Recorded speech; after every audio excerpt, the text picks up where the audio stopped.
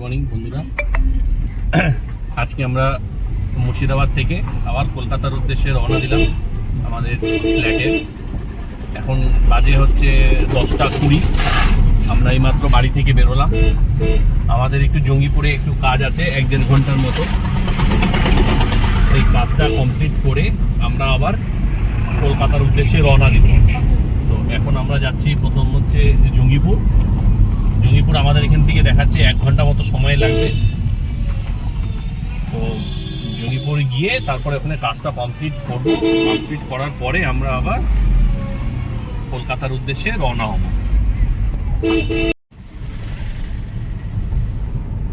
এইমাত্র আমরা ন্যাশনাল হাইওয়ের উপরে উঠে গেলাম। এইটা আমাদের প্রথম টোল চলে এলো, চাঁদের মোড় টোল। এই যে সামনে, এখানে 75 টাকা টোল কাটে। তো আমাদের তো অ্যানুয়াল পাস করাই আছে, তো সেই জন্য আর কোনো চিন্তা নেই।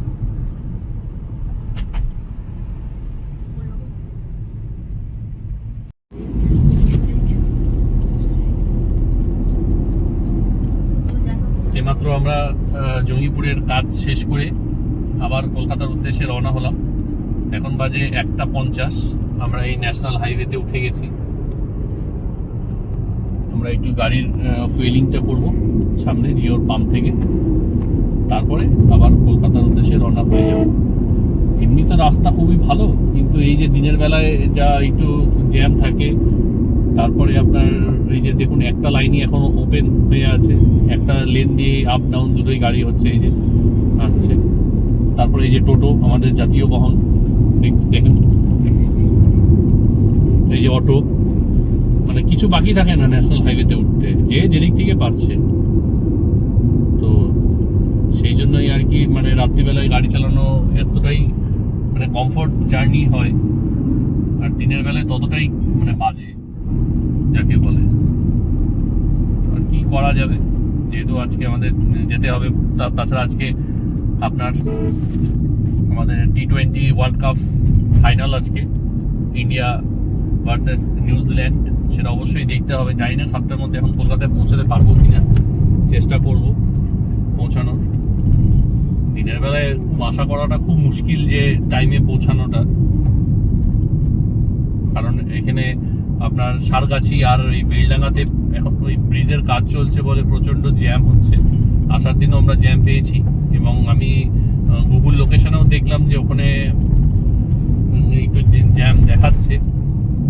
তো দেখি রাস্তায় গিয়ে কি পজিশন হয়।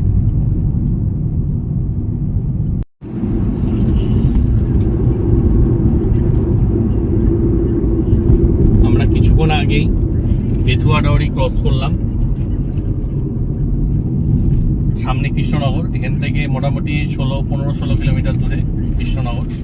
তো আসার পথে আমরা ওই সারগাছি আর বেলডাঙ্গা এই দুই জায়গাতে ব্রিজের কাজের জন্য প্রচণ্ড পরিমাণে জ্যাম পেয়েছি। আপনারা যদি কেউ এখন এই মুহূর্তে টুয়ার্ডস কলকাতার দিকে যান, বা টুয়ার্ডস হচ্ছে আপনারা মালদার দিকে যান, তো অবশ্যই চেষ্টা করবেন একটু রাত্রের দিকে যাওয়ার, না তো এত পরিমাণে জ্যাম হচ্ছে ওখানে। না, আমরা অলমোস্ট 45 মিনিট ধরে ওই সেই জ্যামে পড়েছিলাম, তার জন্য আমাদের এত সময় লাগলো। মানে অনেকটা রাস্তা জুড়ে আপনার কাজ চলছে ব্রিজের, পরপর দুটো জায়গায়, বেলডাঙ্গা আর সারগাছি ওই ফ্লাইওভারের কাজ চলছে বলে প্রচণ্ড জ্যাম হচ্ছে রাস্তা। তো আপনারা একটু চেষ্টা করবেন যাতে সন্ধ্যার দিকে বা রাত্রের পরের দিকে ট্রাভেল করতে, তাহলে একটু জ্যামটা আপনারা কম পাবেন। সামনে কৃষ্ণনগর আমরা কিছুক্ষণের মধ্যেই হয়তো ঢুকে যাবো, 10-15 মিনিট বা আধা ঘন্টার মধ্যে।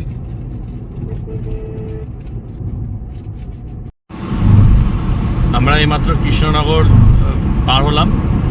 কৃষ্ণনগর পার হয়ে টুয়ার্ডস আমরা রানাঘাটের দিকে যাচ্ছি।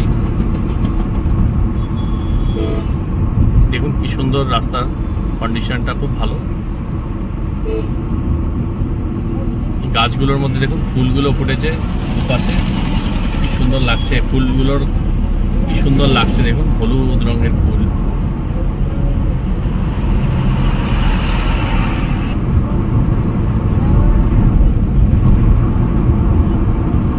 আগের রবিবার এতক্ষণ আমরা সিকিম যাব বলে প্রস্তুতি নিচ্ছি, দেখুন এক সপ্তাহ কিভাবে কেটে গেল। আর আজ রবিবার আমরা আবার কলকাতার উদ্দেশ্যে ব্যাক করছি। তো যাই হোক, সময়ের চাকা এভাবেই ঘুরতে থাকবে আর আমাদেরকেও এভাবেই জীবন চালিয়ে যেতে হবে।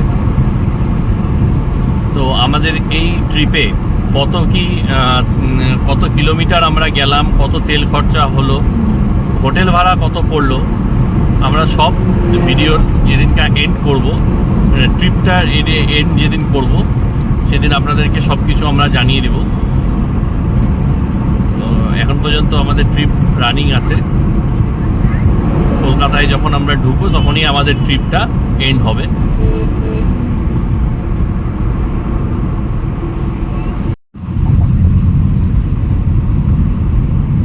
এই যে আমরা এখন বড় জাগুলির থেকে টুয়ার্ডস কল্যাণী এক্সপ্রেসওয়ে কানেক্ট করছি।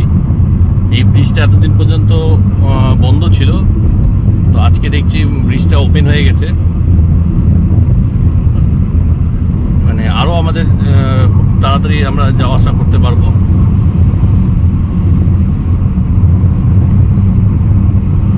মানে Kalyani expressway to national highway, মানে ইয়েটা খুব সহজ হয়ে গেল আমাদের আরও। যে আমরা যে জ্যামটা পেতাম বড় জাগুলির যাওয়ার সময় এই ভিতর দিয়ে যেতে গেলে যেই জ্যামটা পড়তো, সেটা আর আমরা এখন আর পাবো না। দেখুন কি সুন্দর ফ্লাইওভারটা তৈরি করেছে।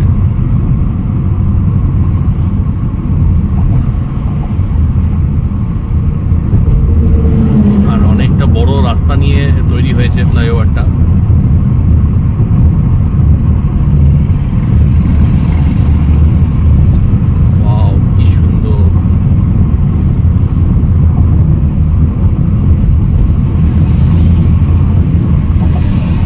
সামনে কোনো স্পট পার্টির গাড়ি যাচ্ছে।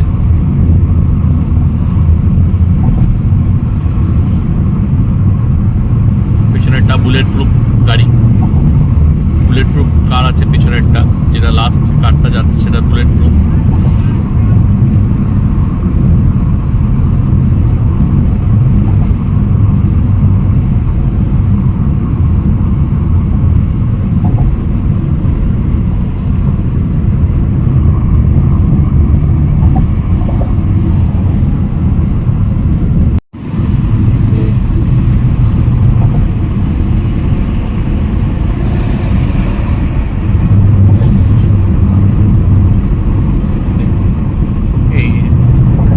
চলে গেল কল্যাণীর সাইডে, আর আমরা এই যে বাঁ দিকটা ধরে নিলাম, এটা চলে গেল টুয়ার্ডস এয়ারপোর্টের দিকে।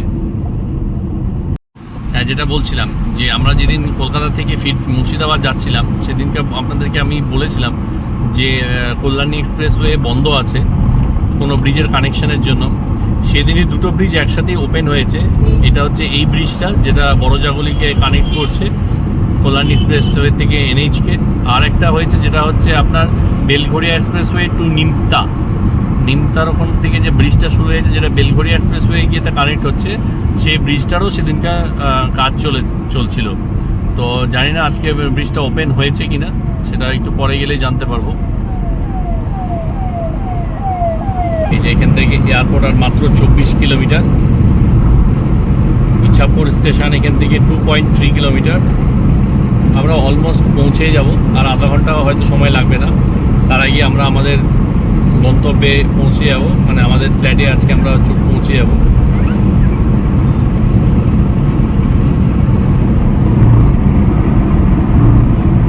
যেটা বললাম, এই যে বেলঘরিয়া এক্সপ্রেসওয়েকে যে যোগ করছে ব্রিজটা এখনো ওপেন হয়নি। সেদিন আমি যেটা বলেছিলাম, ভাবছিলাম যে হয়তো ওপেন হয়ে যাবে, কিন্তু এখনো হয়নি, জাস্ট কাজ চলছে। এক সাইড ওপেন হয়েছে, দেখুন ওই সাইড থেকে আসারটা ওপেন হয়েছে, কিন্তু এই সাইড টুয়ার্ড যাওয়ারটা ওপেন হয়নি এখনো।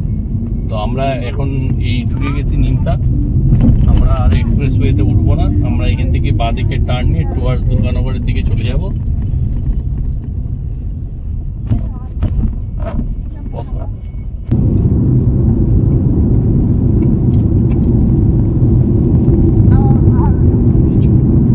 আমরা চলে এসেছি এবার নিজে নিমতা মোড়, এখান থেকে আমরা টুয়ার্ডস বাঁ দিকে টার্ন নেব, দুর্গানগরের দিকে ঢুকে যাবো আমরা।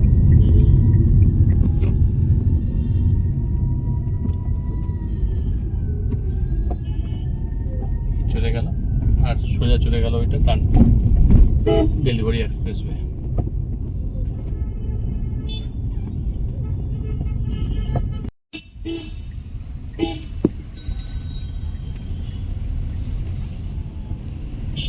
আমরা অলমোস্ট আমাদের ফ্ল্যাটের কাছাকাছি পৌঁছে গেছি। এই যে বাঁদিকে এটা হচ্ছে বাদ্রা মাঠ, এটা নিয়ার দুর্গানগর স্টেশনের কাছাকাছি পড়ছে পরে।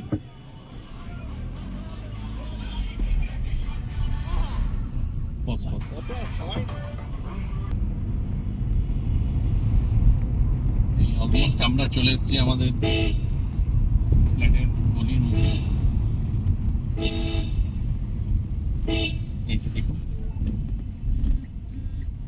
আমরা ঢুকবো এখন।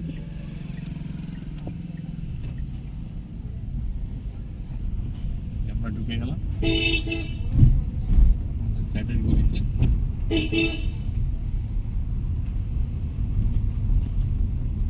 এই যে এটা হচ্ছে আমাদের ফ্ল্যাট।